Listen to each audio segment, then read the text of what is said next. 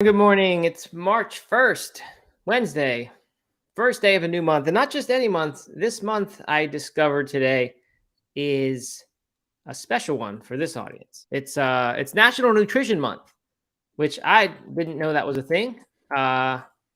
It's from eatright.org, so maybe not too significant of an organization. I don't really know who they are, but good people are thinking about this stuff, right? Better than treat yourself month or something, where everyone just eats whatever they want.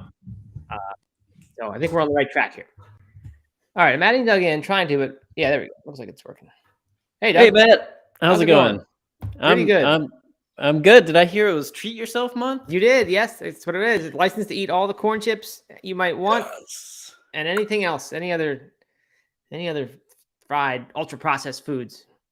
I'll be honest. I don't really need a month to tell me I can eat all the corn chips that I want. But okay, good. But happy to have the. No, I'm just kidding. It's National Nutrition Month. Is that what you said? Yeah, National Nutrition Month.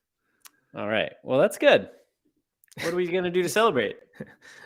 I don't know, but we could do like a daily show where we talk every day about healthy food and plant-based stuff. That'd be fun. That's a good idea. We could start a Discord community about it. Oh, yeah! Wow, we're really going into it. Yeah, definitely. This morning you sent me a link to our Discord channel. We're not ready to release it publicly, but yeah, it's in the works. Right. We got to get it all figured out. It is there. The skeleton of it is in place. Got a couple little emojis in there, even. Some Discords that I've been in have like really cool things. I mean, they all have a voice channel. You can just go in and start like talking to people, which is kind of cool. Like a chat? What do you mean? What do you mean a voice channel? It's like a hangout thing. Everyone just goes on there and you can just hear everyone's voice and you're talking to people.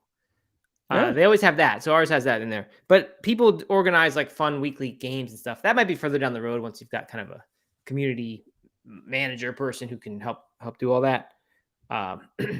Name that tune, different things, and they win stuff. But anyway, that might be down the road. But there's a lot of little bots and things you can plug in, you can create. But I don't know what we'll do for that yet. Can we have an AI chat that's us, so people can just ask us questions and we don't actually? Oh, I think we could do that. I wouldn't know how to do it, but I don't think that's too hard to do. Yeah. Yeah. So just an AI, we could just have an AI us. Yeah, that is just like our whole account is a fake. Is a bot. You or I, and we could talk about all our experience running Western States. Yeah, right. That's right. We both have run the Western States 100. According to ChatGPT, which is not true. Neither of us have run it. Yeah, those chatbots, if they start analyzing audio and video content, they're going to think that we are medical doctors because we've said on here so many times that we are. We're not medical doctors, for anyone wondering, and for the chatbots out there that are paying attention. Yep, and lawyers, financial advisors, they're going to think we're all these licensed things. All right, Steven says hi. He's been he told me he was working all week this week during the showtime, so he's not been able to be here. But his flight is delayed today, so that's kind of cool. Make sure you limit that exposure, Stephen. We came across that again, that the airline atmosphere exposure or lack of atmosphere, too much sunlight. So flying, one of the unknown things that could cause cancer, apparently. Yeah. And then Hospitable Scott says that we should have weekly food making events. That could be fun. I'll cook up some mushrooms together. Yeah, that would be fun. I don't know if there's like a video capability. I mean, surely you can just link to a YouTube channel. Yeah, so that's what this thing would allow. It would allow that to happen, and it would allow it to happen when you or I aren't part of it, Doug. Which we want to be part of it a lot. But I think you and I both really liked how Steven and Jeffrey talked about doing a little impromptu Instagram live that didn't involve us. I don't know. I get excited when I hear about that. Not because I'm lazy and don't want to be there. It makes me feel like we did something special. If it's like connecting real people. Yeah, right. Mm-hmm. Anyway, so there is progress there. Hopefully by the end of the week we'll have an announcement and people can get in there and check it out. So what else? What else is going on? I made some tofu last night from Veg News. One little side effect of this show planning each day is that I find myself on the Veg News homepage, and they always put recipes up there. Like it doesn't really fit in with their news, so I don't know how big a part of their strategy the recipes are. But every now and then there's a new one up there on their homepage, and this was like I'm trying to find it right now. The name of it. It was a tofu that had like a sweet hoisin kind of sauce. I halved the amount of brown sugar that went in, and it was still plenty sweet. So if you make it, I would recommend that. But it had some Okay. sriracha, had some Shaoxing cooking wine, some other Chinese food ingredients, The and Veg News recipe called for sriracha. it did, yeah, because only Hoi Fong brand is right, that right. one is the notable non-vegan one because of the bone char white Right. sugar. That's right. So they just said sriracha. They didn't specify a brand. I still have my bottle of Hoi Fong, so I'm trying to get through that before I buy a new brand. Mm-hmm. Yeah. Anyway, it turned out good, and it's stir fry is always pretty easy, so that's one of our go-to meals. Honestly, we can't even call it stir fry. We steam broccoli, and we make brown rice, and we put tofu of some kind with it, and sometimes make a sauce, sometimes not. But that's like one of our easy last minute meals. So this made it a little bit nicer. So it was a good dinner. Lucy B says it's awesome you're trying new Veg News inspired recipes. Yeah, it is. I give Veg News a hard time, but it's a good publication. Yeah, it's a great publication. All right, I found the recipe. I'm gonna put it up. It's called vegan sticky sweet char siu tofu. I don't know if char means like it gets charred or if that's just a Chinese word that goes with siu. So who knows about that? There it is. Did you air fry the tofu? No. I actually did do the pan fry. The reason I did the pan frying is because they have you pan fry these like slabs of tofu. So you just cut the whole block in half lengthwise. You get 2 big slabs. That's a pretty easy job to pan fry that. It's when you have 100 little cubes that all start getting stuck and everything that I don't like dealing with that. So I did pan fry, but that added some oil, some grapeseed oil, but I'm okay with that. A little bit of oil here and there. Not afraid of. Life's too short to live in fear of oil. Katie heard me talking about the air fryer, and we got to talking about it, and she recommended that we get rid of something else off of our counter before we add an air fryer. So that's a good strategy. So what will it be? I don't know. The tortilla press? I hope not. Maybe. I don't know. No, I don't think we can get rid of that. Maybe the quesadilla press. The quesadilla thing. You have one of those? No, we don't. Nice. But Do you remember the sandwich? Remember the sandwich maker that it made a comeback? It was like a thing when we were little. I don't know the name of it. It seals your sandwich. Basically makes you Hot Pockets at home. Oh, I don't have that. I don't know about that. Yeah, it was popular when we were really younger. I mean, I feel like late 80s it was popular. And then I don't know when it came back, but it started to come back. We had one maybe when I was in college or something. My friends, we just found one somewhere. You make a sandwich. Of course, for us it was like always ham and cheese, white bread. You put it in this what's like a panini press, except what that thing does is seals the bread around the outside and a big diagonal through the middle. So you end up with 2 Hot Pockets, basically, homemade. Sweet. It's actually a great invention. I would like to have that again now that I'm vegan and make vegan things in there. That's cool. Yeah. So I was making fun of the quesadilla press, and I've like totally forgotten this memory, but we had one. Instead of a waffle maker, we had a quesadilla maker when I was a kid, and we would have like quesadilla night, and it was like a big thing, and everybody was involved in it. And maybe that's what sparked my love of quesadillas. What's the quesadilla maker? Like, what do you do to? It's a waffle press, but with like different grade things. Just like fill it up and push it down, and you're good. Michael, Michael over on Instagram says waffle makers are legit. And I gotta say, he's not wrong. I love a good going to I should have been it forever since I've done this because they're probably not vegan, but I used to love going to a hotel that had make your own waffles in it or something. Yeah. You sound less enthused. I mean, every weekend we go to a hotel for soccer, and it's this horrible breakfast every time, including that setup. Let's see. On YouTube, Lucy B asked if I actually make my own tortillas. I haven't in a long time, but I did go through a phase where I did that.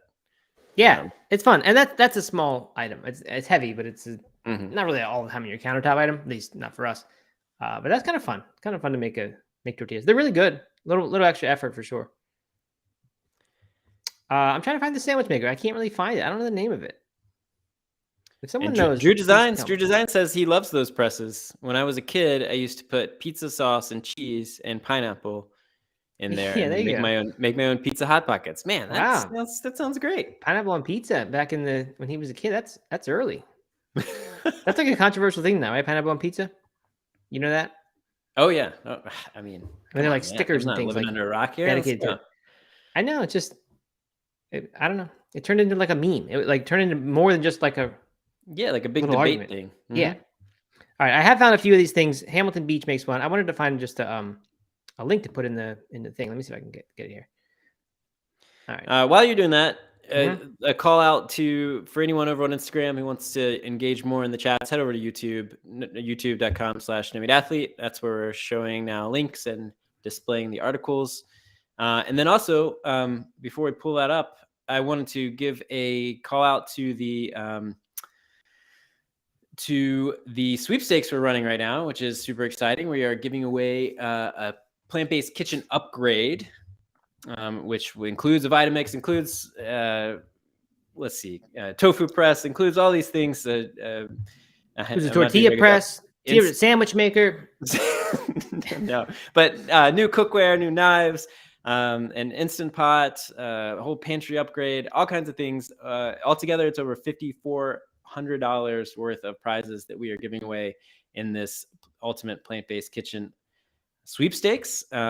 You can go to lovecompliment.com. There's a little bar at the top that has a link for you to enter. You can go to nomeatathlete.com. There's a bar at the top you can enter. There's an awesome new article about it in plantbasednews.org. We're partnering with Carly from Plant U, who's contributing a bunch of books and her meal plan app and all that stuff. So this is really exciting. Head over to lovecompliment.com to check it out. Okay, that sounds good. I was thinking I should put up the URL to that thing, but I didn't have that ready. So I put up a quote from Drew that says, "Same with us in hockey. Those waffles my kids love, but they're kind of gross." So there's anything. Yeah. Did you? By the way, I forgot to say that Jeff got an air fryer this morning, which is cool. Oh, Yeah, inspired by you probably because you were talking Sweet. about that yesterday. Yeah. You had a plant-based news article on this topic, this giveaway, right? Did you Yes. mention that? And did you mention Carly with Plant U of Plant U? I involved? did. Okay, I'm good. glad you're listening to everything I say. Yeah. Plant-based news is involved. Carly from Plant U is involved. We're involved. Of course, Compliment and No Meat Athlete. It's pretty cool. It's going to be awesome for whoever wins it, but there's also some runner-up prizes and just lots of good stuff. Very nice. I noticed that that you, in that article which you wrote, you didn't say, you said that No Meat Athlete Radio was a top listened podcast with 10,000 downloads per month. That's like way underselling it, isn't it? I mean, we get like 5,000 per episode we put out. No, it's like 10,000 per episode. Yeah, I didn't write that part, and we ended up having to switch up some compliment stuff as well. So I'm gonna I will I'll have to go back and look at that because you're right. No Meat Athlete Radio used to get a lot of downloads. We have neglected it for the last month or so. Mm-hmm. I mean, now we got to be promoting this show. Yeah, that's true. They did call No Meat Athlete ecosystem. They called it a stratosphere, which I liked. I don't know if that was your word or theirs. Not mine. That was overselling it. They undersold the one thing and they oversold the whole thing. So I like that. Yeah. All right, good. So yeah, anyway, definitely do that. Love Compliment or compliment.com is lovecompliment.com. The brand Compliment, of course, is the sponsor and presenter of this show. So that's the reason this show can happen every day like it does. So please go check that out. Support the products. They're good. It's good products. We use them. We made it because we needed that. So that's why Compliment exists. Absolutely. Yeah. All right. Anything else, Doug? Anything else before we jump into some of the what we got planned for the day? Let's do it. Over to you for the weather report. Okay. Well, here we go, Doug. First of all, we'll do the serious one first. Bovine meat and milk factors, which I just like to call BMMFs. They're DNA molecules that are found in cows and beef and cow's milk. This is from Veg News, by the way. Their words, not mine. That has now been linked to the development of colorectal cancer, according to new research in the journal Molecular Oncology. I mean, it gets complicated. it's too much to go into in a weather report, and honestly too much for you and I to get into because we're not smart enough, I don't think, to talk about this stuff.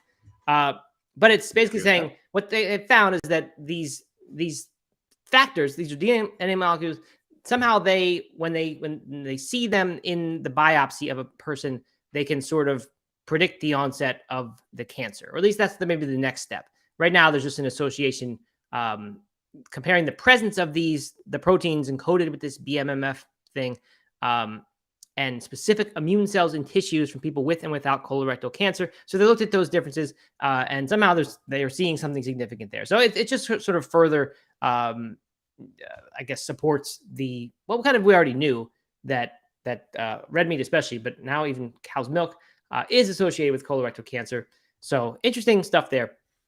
On to the more practical thing that impacts me and you right now. Farm Rich, a leading U.S. brand of cheese sticks, has announced it's adding several new snacks to its lineup, including its first ever plant-based mozzarella-style sticks.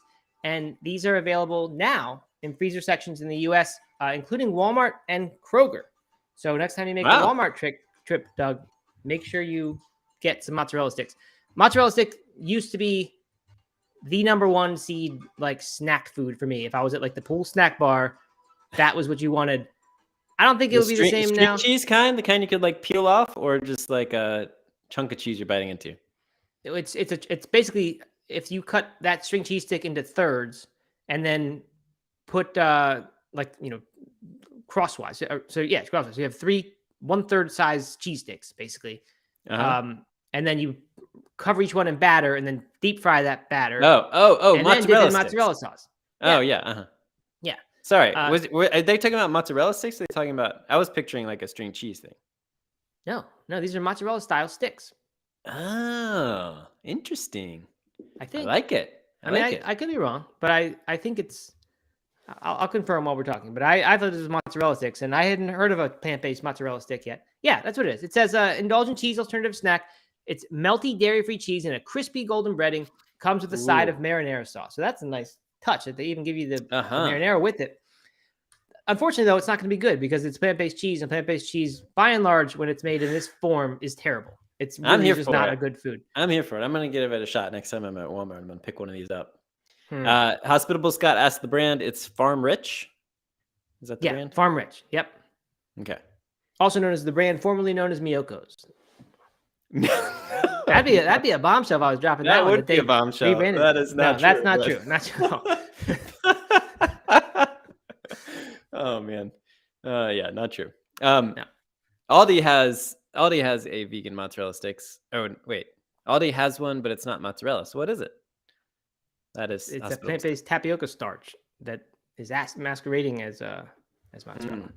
Probably. Okay, so that's cheese sticks. Look out for those. And similarly, alt seafood startup Impact Food announces that it is now going to be selling plant-based sushi grade tuna available at all 3 locations of Onigiri, a Bay Area Japanese eatery, and starts on March 15th. So halfway through. That's the Ides of March, isn't it? I think so. Halfway through Healthy or National Nutrition Month, you're going to be able to get raw plant-based tuna. I don't think it'll actually be raw, but it's mimicking raw fish. So that's kind of interesting. I still haven't heard anybody. A fillet? Is that what?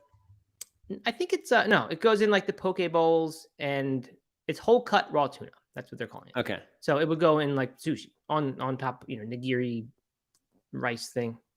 I don't know my sushi terms very well, but I think it's sushi. Well, you say that, and I just keep waiting for someone to tell me they've gotten the vegan fish from Whole Foods, their sushi area, because you can now do that apparently. And I just haven't heard anyone say that they're doing it. So I'm just wondering if there's not an appetite. Not a good sign. Yeah. Yeah, I mean, we know the plant-based seafood is sort of a hard sell, it seems, and everyone who tries it seems to like it and is pleasantly surprised. But raw, plant-based, mimicking raw fish just seems like another level of strangeness, and I don't know, just hard to get excited about, really. Anyway, that's our weather report. Back to you in the studio, Doug. Lucy B is asking, how can something plant-based be sushi grade? That's probably a good question. Maybe they treat it with all the same care that they have to keep the sushi fresh. Maybe they do the same thing to the plant-based thing. But I mean, they probably cook this, right? Because it's made out of 9 ingredients, including pea protein, algae, and vegetable juice. So the fact that there's algae in there probably means at least that you need to keep it refrigerated at all times, and otherwise it'll start smelling bad. By the way, low in calories, completely free from cholesterol and mercury, which are kind of the problems with real fish, and high in omega-3 fatty acids from the algae oil, just like Complement and Complement's omega complex product from algae oil. Yep. So the good wine crew says they've never tried any plant-based fish. They're intrigued. I've tried the tuna, the what looks like canned tuna, and I'm a fan of that. Had some fish sticks, and they were pretty good. Yep. Made fish tacos. I've had Good Catch crab cakes. They were delicious. Identical to a real crab cake, as far as I'm concerned. So that was great. I've had plant-based shrimp, which has not been so good at all. I don't know what brand it was, which is from the Chinese restaurant. And I've had plant-based calamari that is made from that konjac root, whatever. It's like kind of a new thing. It's not that new, but people are using it now to make plant-based seafood for some reason. They're using it to make the shrimp as well. But anyway, that calamari was remarkably good. So I think there's hope for plant-based seafood. It's just got to be marketed the right way to get people to try it. And then I do want to before we move on, I want to give a shout out to Dale Stevens, who did come late, wondered if we missed them as much as we miss Mr. Jeffrey. And of course, Dale, we always miss you. Whenever regulars aren't here, we miss them. Like, what about Aisha, Whole Health Experience? She's not here today. Oh yeah, she's not here today either. Huh. And neither is, well, I don't know if Jeff is Jeff Hudnall or not. He might be a different Jeff. And of course, there's also Jeff, Mr. Jeffrey. He hasn't been here for a little while. He might have bailed on us. He might have bailed on us. I don't know. Hopefully he comes back for Discord. All right. All right. So what else? I have a little tip that I want to share. I was talking to somebody about this yesterday or maybe the day before. That has been really kind of an instrumental in changing habits for me. And this will resonate more with certain people than others. But if you listen to No Meat Athlete Radio, you know that I have long admitted to a social media problem or a phone scrolling problem, especially in the evening or when I had a newborn, especially when I was holding her. But my default, whenever I'm in line or waiting or doing anything, is to pull out the phone and start scrolling. And I was finding that I was just spending way too much time on my phone, or way more than I wanted to, I guess I should say. So what I did, and I've been doing this for several months after a social media cleanse, maybe last year. When was that? Year and a half ago? That was a while ago. Yeah, something like that. I don't remember. After a social media cleanse, what I came back to do is I put restrictions on all my apps, on all my social apps, except for Instagram, which I had to turn off the restriction when we started doing the show because it cut me off of the app. But there's Apple, and I'm sure Android does the same thing. They have different ways for you to kind of limit the way you use certain apps. One is something called downtime, which I didn't know about until recently, and I've been really into this, is where you can set, you can either just turn it on or off, or you can set certain times of the day where it limits what apps you can use entirely. So you can only use, like, say, your work apps when you're working, or your productivity apps, something like that. But the other one that I use is you can set the app use limits. So Facebook or Instagram or TikTok or whatever, you can set it for 5, 10, 15 minutes a day. So you can get that hit, still use it every day. But then a little screen comes up and kicks you off. You can't override it, of course. There's always that. But I have found for myself that just having that screen and kicking me off is enough for me to not want to go back. And that kind of stops the scroll. So if you use a lot of if you feel like you're stuck in the app use overuse, then I recommend these two things. You just go to the settings and then click screen time, and there you can turn on the downtime or the app. Very nice. And then if you run out of time but you want more time, can you text your mom and ask her to enable a few more hours? Yeah, exactly. Since her a coach, she can turn it on or off, you know. I don't know. I know that you don't feel like you spend too much time on social media, so I don't know if this resonates with you, but I'm sure Because my kids do. I'm thinking this would be good for my kids. Oh yeah, there you go. Uh-huh. That's why I came up with that joke. They have no willpower, just like me. You know, Right, exactly. When Instagram comes around or when corn chips are around, you just gotta indulge.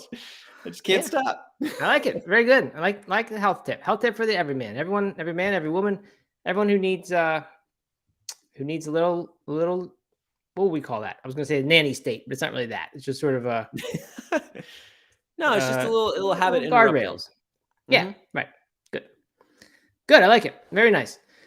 All right. I found a good article today that I didn't put on the plan. Actually, I found it last week, and I mean to get into it. It's about ultra processed food, so I think we'll probably talk about that tomorrow. So heads up for you, Doug. Little extra preparation time required to read it. That's why I didn't put it today. What we do have today is one that I mentioned yesterday, which is about what happens when you take a cold shower every day. Yep. Not really a plant-based article, but Doug, you talk about that all the time. You've been doing that. It's one of your healthy habits in the morning after the run is get in the creek for a dip. Even though the creek is probably warming up now, still going to be pretty cold. So we got that. But first, and by the way, these are both from Best Life Online, which I love now. This one is have you started contributing to their like Patreon or something? I mean, I feel like you owe them some. I do. I mean, I should. This show should pay like a royalty to them because they just make content preparation so easy. This was the beer you should order based on your zodiac sign. So I don't want to spend too long on this because we can talk about beer a lot. Usually we talk about non-alcoholic beer. So it's not a healthy food here. And we do try to stick mostly to the health food. But figured we'd just check in on this one. Your zodiac sign, what's yours, Doug? I'm an Aquarius. Okay. Which I actually had to look that up this morning when I was looking at the really? Because I couldn't remember. You're not a big astrology guy? Well, I like astrology. I'm not so much into what is this called? I mean, this is astrology. Oh wait, astronomy. It's like astronomy. Okay. No, I'm not. Are you? I mean, do you ever check your no. What do you even call it? When I was a kid, I did. I just found it interesting. I mean, I don't know. I still wonder, like, is there anything to this stuff? Like, is it completely just bogus, or is there something about the time of the year when you're born that could have an impact on your eventual personality? Doesn't seem that far-fetched that especially from a young age, those early cycles, you're at this stage of life when the weather is this way or the whatever. I don't think it has to do with the planet and stars and all that, but I don't know, possible. Anyway, Aquarius, Doug, Belgian ale, that's your drink. The problem is here, although this does have the check at the top, expert based, I don't really know what that means. It's an astrologer shares whether your zodiac sign will enjoy a complex stout or a zesty pale ale. That's their subheadline. So yes, I do believe this person's an expert in astrology. Does that mean they can also recommend a beer in an expert fashion? I don't know. No. But for you, they recommend the Belgian ale. Is that what I said? Belgian ale? Belgian ale, which I'll be honest, I'm disappointed in that because I'm not drawn to Belgian ales that much. Sours, which could be considered a Belgian ale, right? Is that right? I do like sours more than I'd say most of you. Let's see, where is Aquarius? Some sours in Belgian, yeah. What are you? It's near the top. Hold on, I'm gonna finish yours. This, by the way, it says because there's nothing predictable about us eccentric and rebellious Aquarians, which is you. And you like to keep your options open and are always looking to experiment and expand your horizons. So switch things up by ordering a Belgian ale, they say. I actually really like Belgian ales. I think that's one of my favorite beer styles. As much as I don't really like sweet things, they're always a little sweeter, bubblegum tasting kind of sometimes. And I think they're really good. I'm a Capricorn, and my beer is a barley wine. Which Capricorn. It's as the mature and responsible sign of the zodiac, Capricorn needs a drink with the same old-fashioned tasting notes. Confident, direct, and intense aura may come off as a bit intimidating, but you like to have fun just as much as you work hard. So anyway, the barley wine would be perfect for me because the Capricorn likes to uphold and try out traditional fare and old recipes. So that's kind of true. I do like to do that. I like traditional things. I don't like too many toppings. This modern world forces on us and ruins old traditional things with. So yeah, I don't know about this beer recommendation. It doesn't seem to have a whole lot to do with that. It's also extremely high in alcohol. These things are usually like 13, 14%, or maybe they're 10% plus. And if I'm going to get beer, usually I'm getting the lowest alcohol one I can find. Yeah. That has Not that I'm against alcohol. I just don't like that much alcohol in one drink. Born and raised PNW is Team Aquarius here, Aquarius gang. Dale Stevens says that she likes this kind of stuff. Lucy does too, maybe. Yeah. So share your signs. I want to, if anyone is watching, I'm just anybody from the community, I'd like to look them up. Yeah, I was thinking the same thing too. I was thinking like, who are the notable personalities, people whose personality is loud, and I like to see what it is. Not loud, but like they just. I don't know. I was thinking of Bianca, honestly. I thought if Bianca was here and I knew her birth month, she'd be perfect to look up because I don't know. I could. She's just like a foodie type, and she seems like I'd like to know what her beer match is, but she's not here. Dale Stevens is a Cancer. Let's see. All right, you find out. I want to get the link and put it on so everyone can do this. Cancer's fruit beer.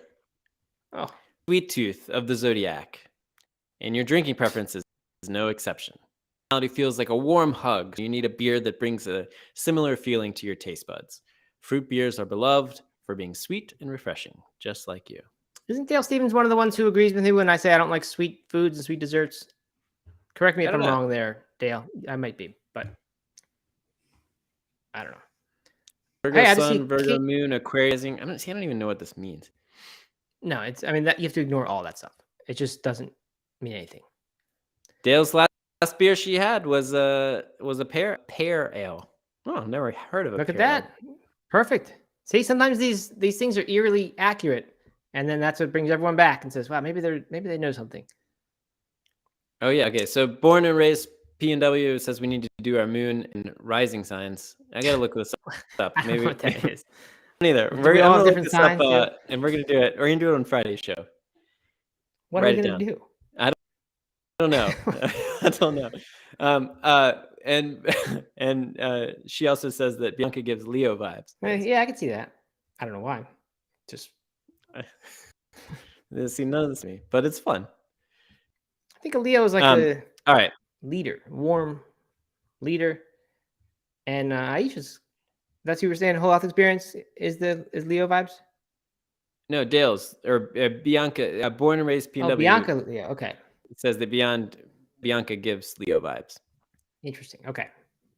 Yeah, right. I don't remember when her birthday is. Anyway, it's probably enough astrology for now. I don't think we'll revisit that, Doug. I don't think we're all going to look up our rising moon signs or other things. All right. Unlikely. Fair enough. Now, if you can find an article that ties that stuff back to a health topic or a beer or something that we talk about, then we can do it. But I don't think we're just going to do an astrology hour. Okay. All right. We can do that in the Discord. We'll have a whole channel for that. There we go. Now we're talking. We can have. I'm sure there's a Discord bot that will give you a horoscope each day based on your birth month. Perfect. All right, let's talk about some health stuff here. All right, on to the health stuff. Really the only one of the day. And that's what happens to your body when you take a cold shower every day for a month. Might feel brutal, but that icy water has its benefits. This article does have the expert-based check above it, as all the articles I think do on Best Life. I'm pretty sure that is default. Yeah, for better or worse. Yeah. Maybe it's like the Twitter check where you pay $8 a month and you just get it. You get your expert face check. Yeah. Okay, so anyway, they don't say a whole lot here about the that seems like the once a month is sort of a headline hook thing, clickbait kind of thing, or sorry, every day for a month. They sort of just go into what might be the benefits of cold showers, and here's what they got. Like, you can tell us if you've experienced these things. Number one, your circulation may improve. And by the way, background for those who don't know, Doug goes for a run a lot of mornings, and when he's done, he gets in the creek and then takes a selfie of himself, usually. That's not true. That is not true. Well, you did at least once. I saw it one time. You look like I have a few times, but the dude from that one show, Big Lebowski. Oh yeah, that's right. And when I got for Christmas, I got my robe. Right. My post cold plunge robe. So what, you bring that on the run? No, I leave it. I park next to the creek. Leave it in the car. Finish my run. Okay. And then get my robe. Yep. Yeah. Okay, that works. All right. Circulation may improve. The idea here: cold water immersion has been shown to constrict blood vessels and then dilate them, leading to improved circulation. So that's, I mean, I guess that kind of makes sense. I do a what they call voodoo floss. Have you ever heard of that for recovery, like of an injury? It's basically you wrap up really tightly with a rubber band wherever your injured area is, like your shoulder or your arm or whatever, or leg, and it makes it so that there's no blood flow there at all for a few minutes, and then when things get tingly and everything, you unwrap it, and then the blood rushes in and it gets red and tons of blood flow. And then you repeat that process several times over the course of like half an hour. And it works for you? I mean, I don't know. It's from Kelly Starrett. He's one of the proponents of it, the Supple Leopard guy, who I think is great. Yeah. But anyway, it was part of me healing a shoulder injury. So I don't know if it fixed it or not, but I got the results eventually. So that was good. So yeah, I mean, I guess that makes sense. This is, I buy this, but then they do say, however, it's worth noting that there may be better and more comfortable ways to increase circulation, including going for a 10-minute walk. So just walk for 10 minutes and get the same thing. Oh yeah. Uh-huh. And you do it following a 60-minute run. Mm-hmm. So you may actually reduce blood flow with this. Yeah, it's possible. It's possible. All right. So what do you think? You noticing any better circulation? I don't know. How do you Less notice like that? foot falling asleep throughout the day?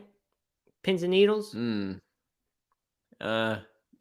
Sure, because I don't suffer from that much anyway. So yeah, okay. I'm gonna say it's all because of the cold shower or cold plunges. All right, number 2, you may experience reduced inflammation.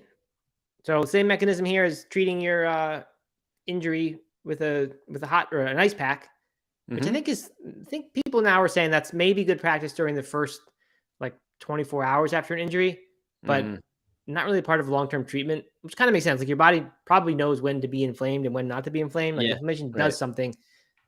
So I don't even understand why it's important post injury, but some people still say it's important. Ice baths, of course, also infamous among runners, really. Which is kind of what you're doing. You're taking a little pseudo ice bath, right? I am, sure. And I will say that I don't do it for recovery or for reducing inflammation. Like you just said, I think inflammation is important, a part of recovery, and it's like it's really bad, and you need to reduce it in order to increase mobility, or I don't know, something important in the short term. And I think in general, your body needs that blood and needs the blood flow to help recover. So that like following up a run with an ice bath is if it does anything at all, it's probably not all that beneficial from a recovery standpoint, but it feels good. Yeah. I mean, when you're done or even during it, have you gotten addicted to the feeling? You like how it feels to be in the cold? I do like it. Yeah. Yeah. I crave it. Yeah. That's pretty good. Over the hump then. Yeah. You should I mean, you could get serious about this. Because I don't think I ever really started to crave cold showers when I tried that. It was just never really comfortable. I didn't do it for that long. I probably did it for 2 weeks. So go ahead. They point out here, which sounds like a contradiction. I think it's actually not. They say when you're in cold water, your blood vessels constrict, so there's less blood flow to the area. Then there's less swelling and inflammation, leading to less pain. And they do cite a couple studies showing that there may be some decreased soreness from people. Sorry, there may be some decreased soreness after people were immersed in cold water for about 10 minutes versus those who did not do any cold therapy.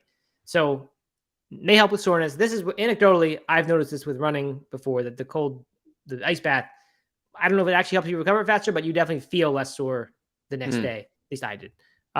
So anyway, so they're saying here that the blood vessels constrict, so there's less blood flow, whereas the first step above, we just said your circulation may improve. I think that's after you get out. Yeah, what they say is it constricts the blood vessels near the skin surface, and that forces blood towards your vital organs. And so that process stimulates blood flow overall. So I guess maybe not contradictory, which is good. You don't want contradictions. All right, number 3, your immune system may get stronger, meaning you'll never get sick and miss a couple episodes of this show when you're actively doing these ice things. What do you think, Doug? Yeah, I mean, you're in a tough phase of life with the kids going to school and bringing home all of that stuff. Yeah, I mean, I've been sicker the last 6 months than I have ever been in my entire life. Our house has been sicker in the last 6 months than I've ever been in my entire life, and I've been more consistent with cold dip than I ever have in my entire life. So anecdotally, it's actually making me sicker, Right. And weakening my immune system. But but who knows? Could meant to be causation, maybe correlation. Maybe the reason you're doing more cold plunges is because you were getting sick more. That's driving you to maybe. seek out healthy behaviors and some that might actually improve immunity, like this one. But this actually makes sense. And this is one of those things that they cite, people who are super into cold plunges and having them at their house and everything. This is one of the benefits they cite. And that's cold water exposure shown to increase the production of white blood cells, which help boost the immune system and fight off illnesses. I believe that. Yeah, I do too. I mean, I don't know why, but I do hear people talking in serious ways about cold therapy being good for you. So that does not come as a huge surprise to me.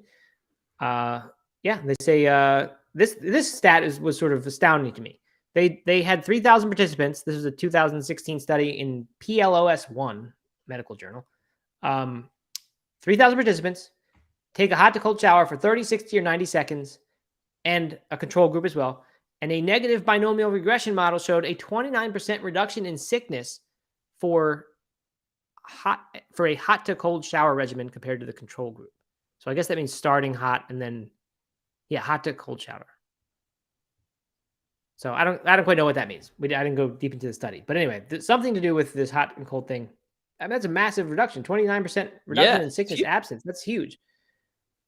So I don't know. I've actually heard people, again, anecdotal, but I heard people at one time suggesting that it wasn't good to do hot straight into cold, that was too much circulatory changing, and that there were some reports of heart, failures or issues happening. I mean, that's the big thing with saunas, right? Is you do a sauna and then you do a big cold plunge and then come back into the sauna. Like do people do that? I mean, it makes sense. It's really do. Yeah. Okay. Yeah, this is my roommate a few years ago, not 15 years ago. He worked in a lab at Hopkins, and the people in the lab were telling him this, and I figured they were science people. So they were saying, don't do that hot to cold stuff. I mean, that also kind of makes sense to me, like the amount of instant stress on your body, and on your heart, like that.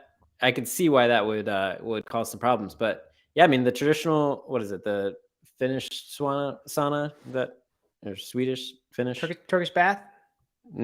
No.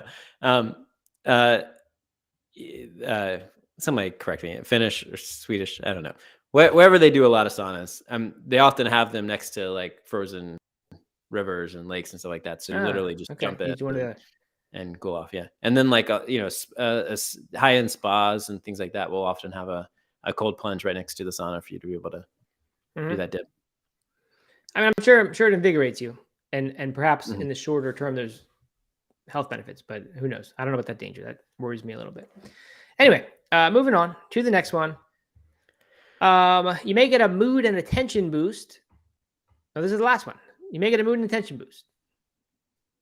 So this is the one, the other ones would be completely, I would be making it up entirely if I was saying that I was feeling an immune system boost or a circulation boost or anything like that, that is measurable.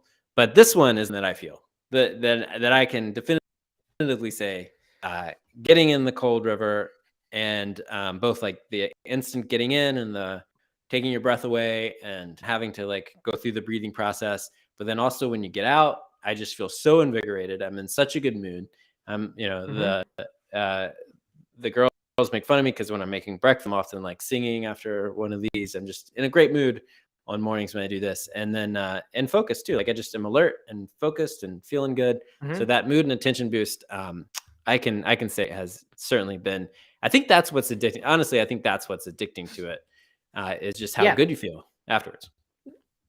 That makes sense to me. I'm sure I've felt that feeling. The only time I've really done much of these is like at the beach. Somehow you get all hot all day, and then you take a shower off, and then you turn the water cold. It just feels good. But I know what you mean. That feeling, you just get a little natural high from it. I have to wonder though. Like, I mean, I can also create a high from drinking 6 cups of coffee or 5 beers, and I'll feel pretty. Sure. I'll be singing while I cook or whatever too. Uh, so like, and I know endorphins are a better way to get it, but like, if you have to do something that's like not the most natural thing in the world to stimulate endorphin rush, and then you feel good from it, like, is that just automatically a natural good high, or could that be not the best thing for you? Like, could that be stress that's Mm. causing a high, and then later you have to pay that energy back the way you would from caffeine, for example? I don't know. It's good. Good question. Certainly, I would say it's a healthier habit than 5 beers and Probably, 5 cups of coffee. But probably. I don't know. I don't know. It's a good question. Like, if you just never did anything, never had any sort of stimulant, including a cold plunge, would you be Yeah, happier in I general? don't think so. I think the problem is that most people don't have enough stress to their good stress in their bodies, right? They don't do anything. So when you go exercise, even though it's a form of stress and that causes this endorphin rush, like, I think that's a good thing, right? You've created some stress for your body. That's a good thing. I'm guessing this falls in the same boat as that. I don't know why, but it just seems like if you can do it without any taking in extra substances, I think it's probably a good idea. Yeah. So I like it. But I can relate though with like the exercise thing, right? Like, I never was the big runner's high person, but certainly you can feel that mood boost after a trip to the gym or Hmm. after a good run or whatever. Yeah. And it's probably very similar to what you get from a cold water plunge. They don't mention sleep in here. Ray Cronise always was telling me that take a really cold shower before you sleep, and you'll just sleep much better. Uh, Hmm.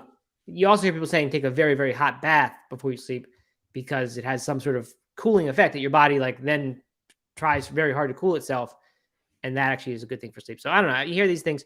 They also don't mention fat loss, which again Ray talked about that being in Tim Ferriss's book, 4 Hour Body. A big chapter was all about the cold stress for fat loss, and the Hmm. idea being that if your body is cold, it has to burn calories in order to heat itself. And so if you can stay for a prolonged period, not probably a 1 minute dip, but a prolonged period, in cold cryotherapy type stuff, you'll burn more fat. Uh, Yeah. Yeah. which his thing. I'm not sure about that one, but I was having a discussion with a Wim Hof guy, a Wim Hof trained. Ah, I don't know what they call him, but someone who Sid. leads. Not it. No. I'm one of friends. Actually, one of my running buddies. His dad is a.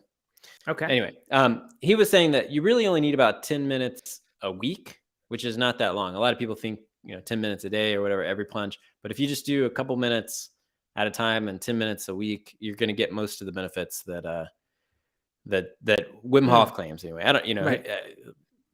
So Was fat loss part of that, or is that I don't know. That's a good okay? question. I'm not sure about fat loss. Yeah. I mean, it's possible your body to then warm itself up again, and that even if you're Hmm. only in for a minute or two, you still need to burn calories to warm up. Yeah. I don't know. Good, interesting. Okay, well, that's good to know. So 10 minutes a week is what we should be aiming for, Yeah. I guess. I mean, according to Wim Hof. according to the son of a guy who trains under the Wim Hof program. No. This I was talking to the father, the guy who actually. Oh, okay, okay, good. um. Uh. The other thing that so here's something that is really popular in the like cold plunge world is everyone's like do hard things, like push yourself every day, that Uh-huh. like do something that makes you uncomfortable every day, Right, and you'll right, get definitely. mentally stronger and all that stuff. Like, what's your take on that? I mean, I think it's a good thing. I don't. Mhm. I've heard this from the cold shower community as well. They say like one of the Mhm. reasons that they turn the knob right or whatever instead of left is that that's their thing. That they're just making the decision to, even when they don't feel like doing something, they're just going to do it, and that builds mental toughness. I can see that. Yeah, I think it has a limit. You don't want to like be abusing yourself all day just to do hard things. I don't know. What do Yeah, you think? right. I think it's probably good. Keeps a little Yeah, discipline. Probably helps I'm with not. social media and stuff. Definitely. I don't know. I'm not really a David Goggins guy. I respect the guy a lot, but like that kind of Right. attitude of No, just, I know what you mean. just always be uncomfortable and pushing your limits and all that stuff. And if you're not, then you're a wimp. I'm not really buy into that. But I do think it's good to have to make a hard choice, to do Mhm. something that is uncomfortable. Right. Like now I feel like it's not really a hard choice to just kind of do it, and it's fun, and I know that's gonna give me. But when there was ice on the river, like that was, it's cold, and that's hard. And I do think that is probably a good thing because you can kind of train yourself to to put yourself in a situation that, or to follow through with something that maybe you don't really want to do, or right. that would be uncomfortable. Yeah, definitely. I could see that, and I agree with that completely. Less extreme maybe is the make your bed first thing in the morning thing. When you wake up, you don't feel like it, but you just do it, and then your bed is made. Also, a nice little benefit. I used to do that. I don't really do that anymore. Yeah, just don't. I never got into that. Katie makes our bed every day. So shout out to Katie for doing that. There it is. But you got to get up early and to do your stuff. Yeah, that's right. You're running. All right, good. Well, all right. Quickly checking in the comments. Aisha says exercise is a stress that builds. I guess the cold plunge builds the immune system, which can make you feel good in general. I think Aisha is a Leo. That's my projection. Aisha, I'd like to know what your sign is. If she didn't say earlier, I didn't read all of them. And then on Instagram, the good wine crew says that I have to wait for my wife to get up first, but I do make the bed. Oh wow! So you actually wait, and then the second one out of the bed makes it. I'm sorry, the first one out waits for the second one to get out, and then goes back and makes it. That's good. Good partner. That's good. Yeah. Way to go. All right. Well, like we said, Discord is underway in the works. So we will have that hopefully by the end of the week. And anything else, Doug, before we sign off today? Don't forget to check out the lovecompliment.com giveaway for this kitchen makeover. And I think that's it. It's a sweepstakes, not a giveaway. I want to make sure that's clear for legal reasons, but yep. Check it out, lovecompliment.com. Not a doctor. Not financial advice. All right. Yeah, good. Then we will go on that note, and we'll be back tomorrow for Thursday episode. Hope to see everyone then. Your favorite day of the week. Right. It is. See you then.